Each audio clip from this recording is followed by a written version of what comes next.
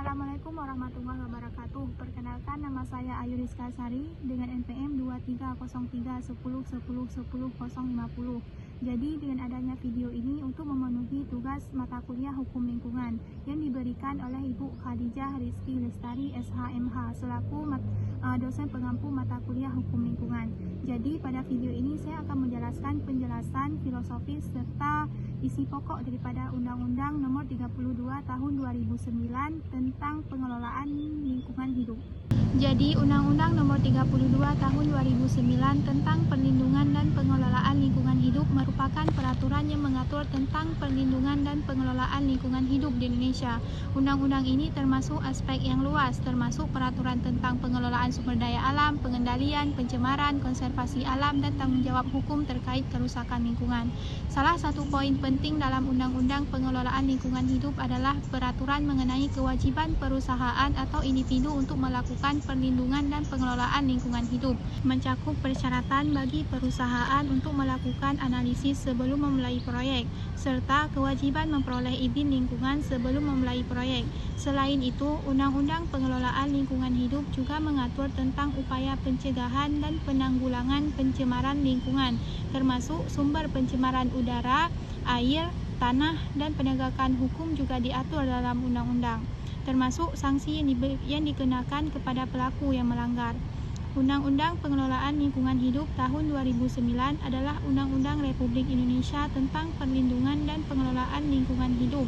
Filosofi di balik undang-undang ini adalah memiliki untuk melindungi dan mengelola lingkungan hidup agar tetap lestari dan berkelanjutan bagi kesejahteraan generasi sekarang dan masa depan. Undang-undang ini menempatkan pentingnya pelestarian lingkungan hidup dan pembangunan nasional serta mengatur tentang tanggung jawab bersama antara pemerintah, masyarakat, dan sektor swasta dalam melestarikan dan mengelola lingkungan hidup. Sejarah terbentuknya Undang-Undang Pengelolaan Lingkungan Hidup Nomor 32 Tahun 2009 merupakan Undang-Undang Lingkungan Hidup yang baru dan lebih sesuai dibandingkan dengan undang-undang sebelumnya, yaitu Undang-Undang Nomor 23 Tahun 1997. Nah, mengapa undang-undang ini dilakukan revisi? Ini ada beberapa hal. Karena yang pertama itu, Undang-Undang Nomor 23 Tahun 1997 tidak sesuai dengan dinamika permasalahan lingkungan hidup, sehingga tidak mampu menyelesaikan masalah dan tidak sesuai dengan perkembangan ketatanegaraan dan tidak sejalan dengan amanat konstitusi. Yang kedua itu, Kementerian Negara Lingkungan Hidup tidak memiliki kewenangan legal formal untuk melakukan penuntutan hukum khusus lingkungan hidup, sehingga undang-undang ini perlu peraturan perundang-undangan bidang hukum yang lebih jelas dan dalam menerapkan dan menegakkan aturan hukum. Selanjutnya saya akan menjelaskan tentang isi pokok atau ruang lingkup daripada Undang-Undang Perlindungan dan Pengelolaan Lingkungan Hidup.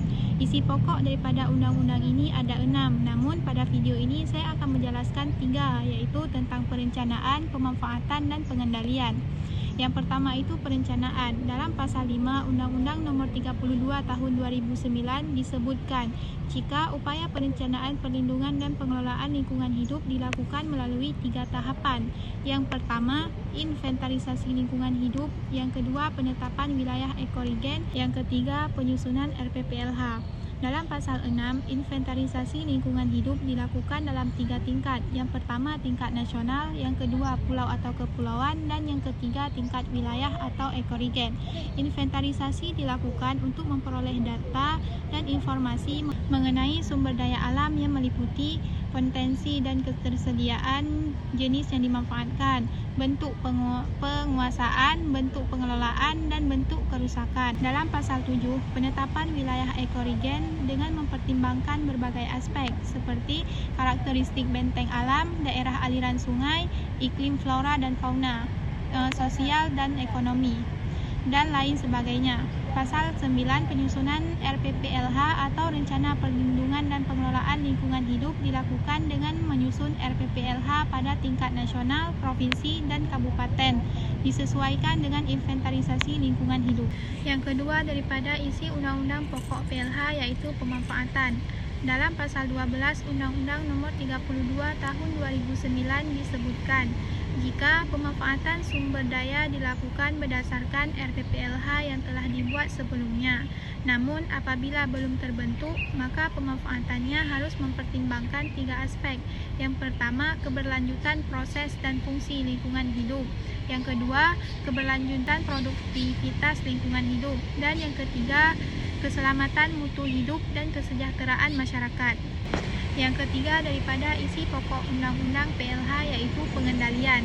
Pengendalian pencemaran dan atau kerusakan lingkungan hidup dilaksanakan untuk pelestarian fungsi lingkungan hidup dalam lingkungan hidup. Dalam pasal 13 Undang-Undang Nomor 32 Tahun 2009 disebutkan, jika upaya pengendalian ini dilakukan melalui 3 cara, yaitu pencegahan, penanggulangan, serta pemulihan pengendalian lingkungan hidup. Sebagaimana disebutkan pada ayat 1, dilaksanakan oleh pemerintah daerah dan penanggung jawab usaha dan atau kegiatan sesuai dengan kewenangan, peran, dan tanggung jawab masing-masing. Pada pasal 14, pencegahan pencemaran kerusakan lingkungan hidup terdiri dari KLHS atau Kajian Lingkungan Hidup Strategis, tata ruang, baku mutu lingkungan hidup, kriteria kerusakan lingkungan hidup, AMDAL, dan lain sebagainya. Jadi pada video ini hanya ini yang dapat saya sampaikan. Semoga bermanfaat. Wassalamualaikum warahmatullahi wabarakatuh.